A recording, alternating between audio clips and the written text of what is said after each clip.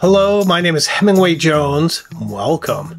Today I'm going to discuss 5 reasons why the Montblanc 149 is worth $1,000 and 5 reasons why there's no way it's worth $1,000. So join me today, won't you, as I go through it.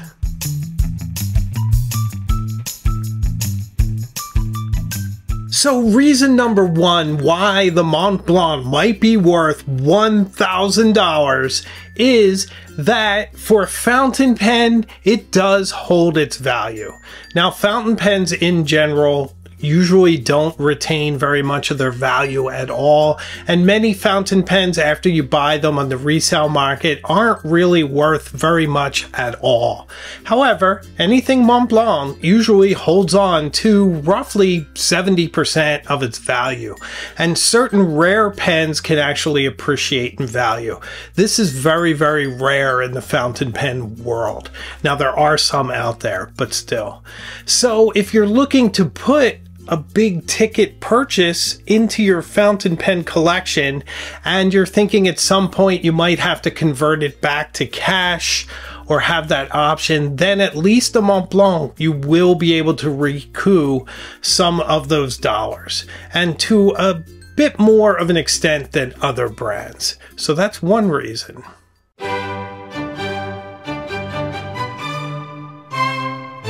Reason number 2 is that they have absolutely beautiful artisanal in-house nibs that can be customized to whatever you like.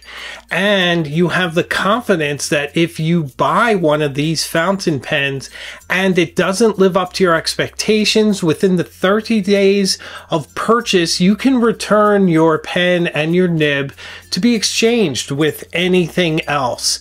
So that's pretty nice, because there are occasions when you put out quite a bit of money for a fountain pen only to get a bad nib, and then you have to negotiate your warranties and everything else and try to get the situation rectified. With Montblanc, there are boutiques that are distributed around the world. You can bring the pen into there, talk to them, they'll ship it off for you, and they'll take care of the issue. Even if you break one of your nibs, they will get it fixed for you. Of course, there is a cost to that, but they will restore your pen. So there is that aftermarket attention and everything else. So if you're worried about your nib and you don't want to put out a bunch of money to get a pen with a bad nib, like a Visconti Homo sapiens perhaps, then the Montblanc 149 is a fantastic option, because if it's scratchy or something like that, it's really your fault, because you could have returned it and got whatever you needed.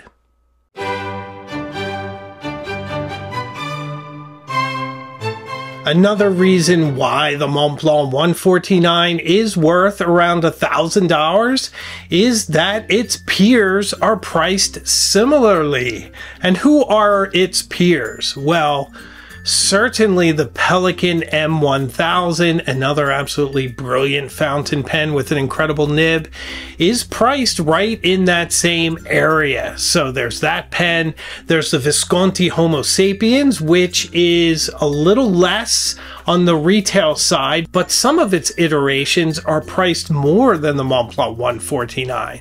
So various celluloid models, many other fountain pens, all priced around that $1,000 mark. Even some of the Urishi pens are around $1,000, and some of those have a cartridge and converter system. So $1,000 is kind of the buy-in price for a pen of this quality.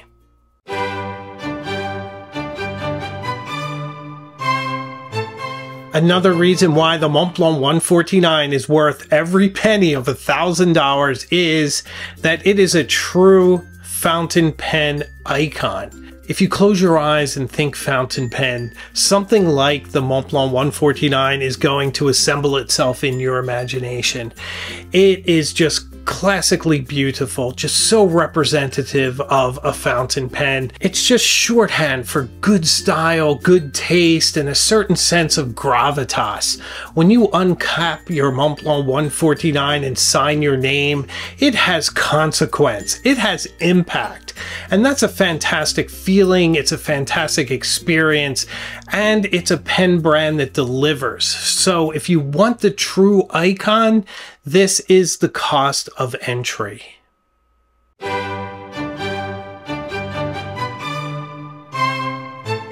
Another reason why this pen is worth 1,000 US dollars is the most basic reason of all. It's a fantastic writer. It has an incredibly smooth, wet nib that's very expressive and fun to use, that's beautiful and delights your eye while you use it, that has a perfect balance and size for your hand. It's just a joy to steer this pen across your page. It never quits. It's never slow to start. It's there for me anytime I need it. If I put it down, even for weeks sometimes, pick it up, uncap it, it's ready to go. It's reliable, it's beautiful, it's fantastic. It's just a joy to write with, and it is truly one of my favorite pens. So it must be worth $1,000, right? Well, let's talk about 5 reasons why there's no way this fountain pen is worth $1,000. $1,000, that's a lot of money.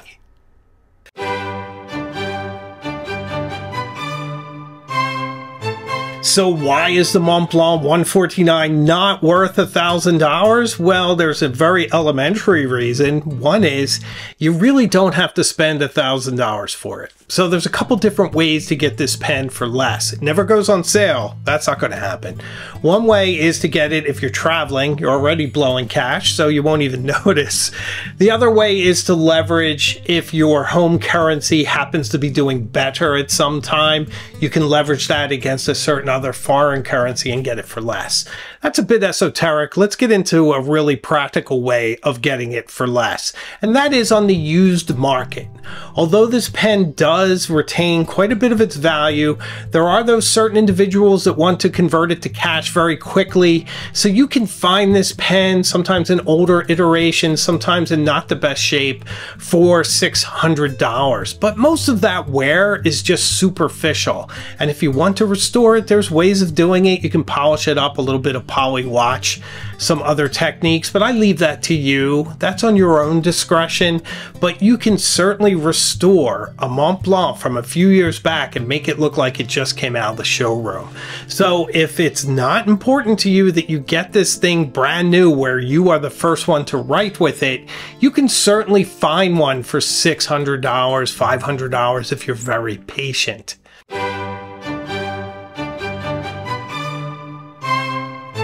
Another reason why there's no way this fountain pen is worth $1,000 is because the Pilot Custom 823 is $335 US as of the filming of this video.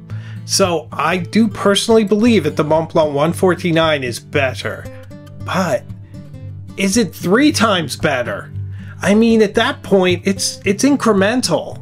So do you really need to put out an additional $700 to get the Montblanc 149? I would say no. Be happy with the 823. The 823 is awesome. It's a reliable, beautiful pen. So if you weigh it that way, then how could it possibly be worth $1,000? Seriously. You know, I have to interject here for a second because this is really an interesting video to me, because this is kind of my thought process whenever I buy anything. I can certainly rationalize an expensive purchase in any way I need to at that time to justify the purchase. But I can also talk myself out of it by saying, no, it's not really worth that. It's not really the right move at the right time. So this is sort of a version of that in video form. So I'm kind of amused by this myself. All right, let's get back to the video.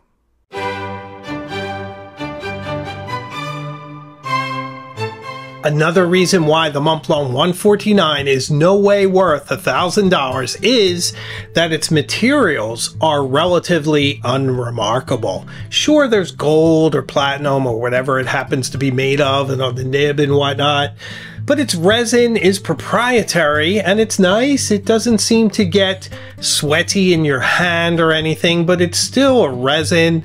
It's not really so unique that there's a justification for it to be worth $1,000, especially when you consider that something like the Homo sapiens Bronze Age has volcanic material in it, and it's a very interesting resin. Or Piniter has resins that have organic material in there. I believe they have some cotton in their resins to get a certain effect. That's kind of interesting. So it's not so remarkable that it needs to be worth $1,000 if you're very reductive about it. If you want to say that the value of a pen is purely in its components, how much gold, how much material, and whatever else. The thing is, you can take very basic materials, put them together, it becomes a certain alchemic reaction to create something amazing and beautiful that's going to inspire you. But that should have been on the reasons why it's worth $1,000. So I'll stop. But if you're very reductive, the materials themselves, the features, what you're actually getting, not that remarkable. Yeah, I have to be fair. What can I do? I gotta be fair.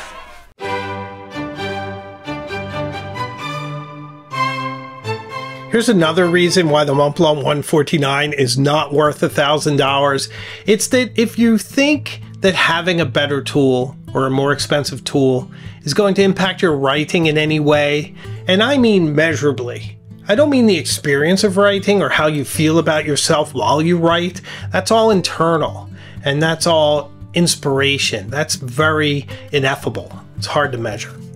I'm speaking of if you think that because you put $1,000 that your handwriting's going to be any better or anything like that, it's just not going to be. You're still going to have the same hand. You're just going to be writing with a fantastic pen. Now, I don't want you to confuse that in that your handwriting has to be better to own the pen. No, to me, it's all about the experience. But if you're approaching it from the other angle, where you think if you have a better tool, a better pen, you're going to write somehow with incredible calligraphy and with an amazing hand. That's just not going to happen, I'm afraid. But the experience and everything else, the inspiration, may very well be there for you. But the actual measurable effect is going to be the same.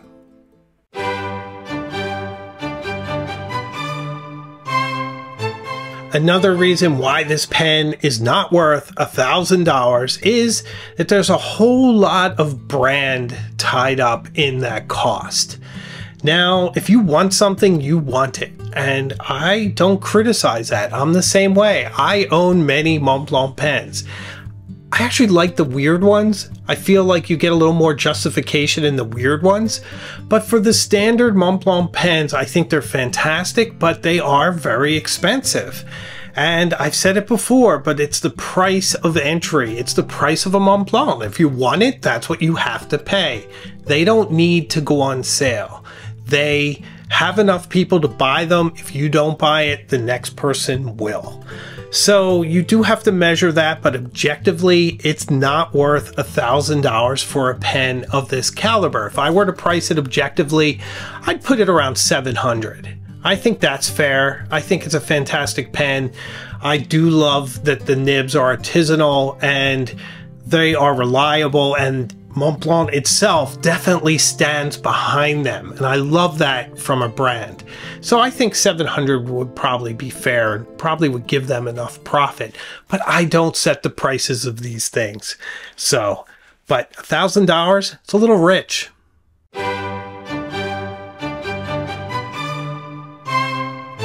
My last reason for why the Montblanc 149 is not worth $1,000, or at least a cautionary tale, is do you really want to put $1,000 of your hard-earned money into one small item that's easily damaged, easily lost, easily stolen? Now, certainly that can go for anything that costs $1,000, but there's something about pens where they can be ephemeral. They can disappear, they can get crushed. So just think of that and consider whether or not that's a good use of your money and where you want to put it, when you could put it in the bank, you could invest it, whatever else you want to do.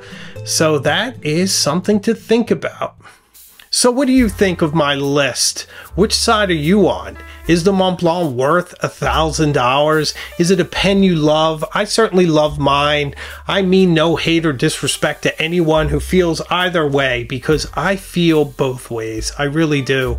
I personally love this fountain pen. I'm very much glad that I own it. But I have owned it for a long time, and when it was bought for me, it was only $600, and I think that's a little bit more fair. But I absolutely love this pen, and I love Montblanc, and I love the history of the brand, so it's a fantastic experience to write with it. Let me know what you think in the comments, and thank you so much for watching. I really appreciate it. If you got to this point in the video, I really need you to go over to the subscribe button. I'd love to have you along with me to all these different places we're going to explore.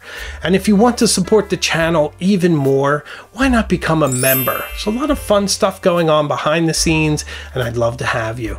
So I make new videos all the time, and I have a live show Tuesday nights at 8 p.m. So I can promise you we will see each other again very, very soon, further up the road. So take care and keep writing.